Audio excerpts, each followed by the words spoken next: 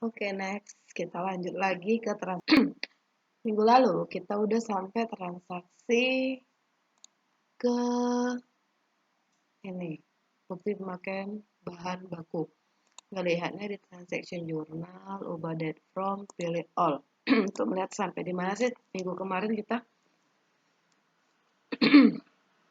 Setelah dilihat ini sampai tanggal 19 bulan 12 2021 tentang pemakaian bahan baku pesanan yang mana itu ada di transaksi ini ya nak.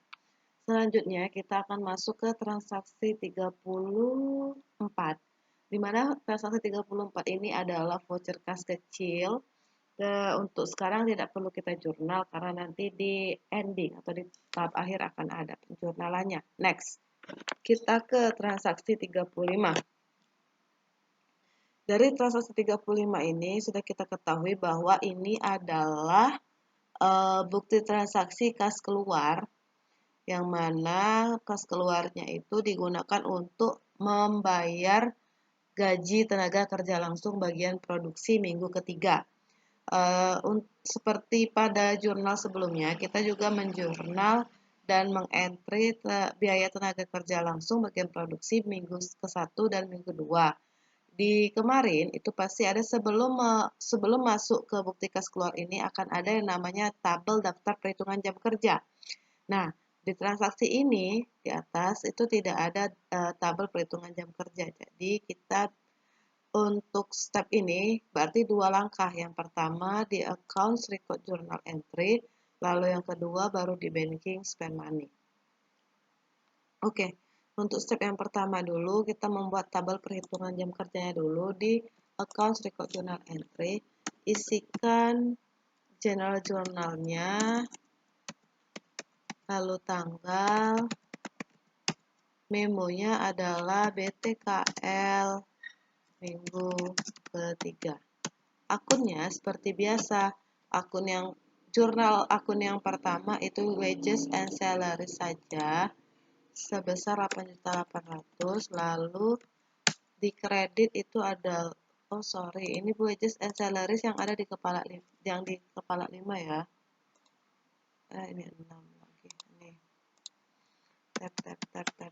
Tap sampai ke wages and salaries payable atau utang gaji dan upah yang ada di kepala 2.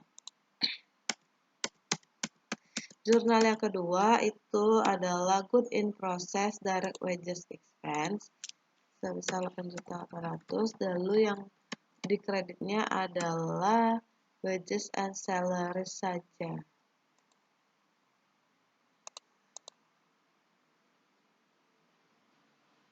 Oke, jika sudah sebesar 8.800.000, jika sudah silakan di-record. Cancel. Step selanjutnya baru membayarkan gaji dan upah tenaga kerja langsungnya di banking spend money. Jangan lupa pay from account-nya diganti cash in bank, card-nya dipilih. Bisa TKL bagian produksi atau bagian gaji dan upah. Bisa kita pilih TKL bagian produksi saja. Ceknya sama seperti tadi, tanggalnya juga. Amount-nya jangan lupa diisi sebesar 8.800.000. Untuk memonya TKL bagian produksi minggu ketiga. Tab account di bawah ini diisikan dengan utang, gaji, dan upah, yaitu wages and salaries payable. Kalau sudah balance-nya 0, lalu klik record. Next ke transaksi bukti 36.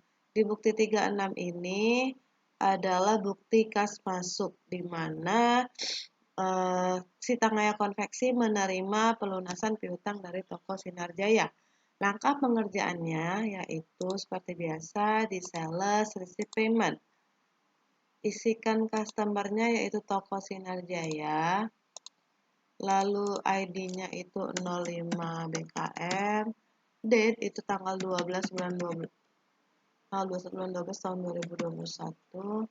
Mau receive kalian isi sebesar ini nak ya, yang kata-kata terbilang jumlah diterima karena ini kan masih kurang tepat angkanya. Jadi yang sini 74.250.000 berarti 74.500. Memonya itu kalian ganti aja dengan pelunasan piutang dagang tanggal 10 bulan 12 21.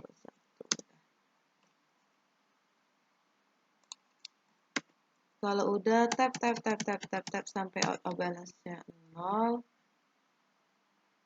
Oh, salah, 74.250.000. 74.250. Tap.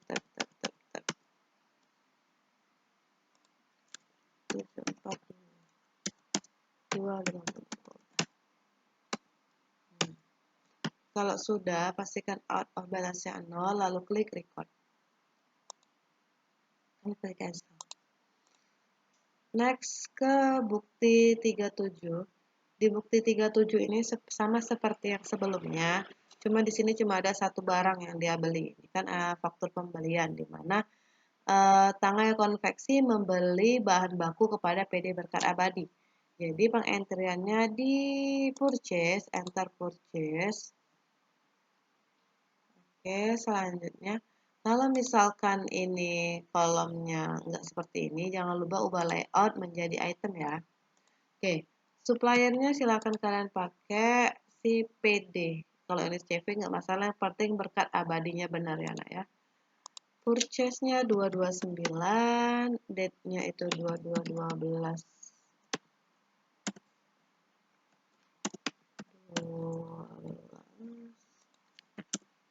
1 tab. Kolom bill itu diisikan berapa banyak sih barang yang akan dibeli, sebanyak 100 kilo.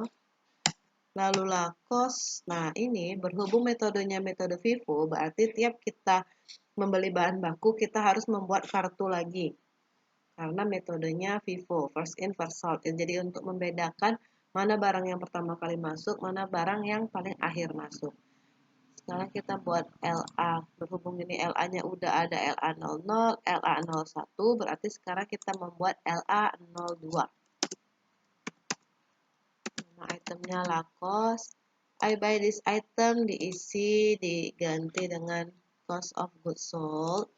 Sedangkan I inventory diisi dengan raw material inventory.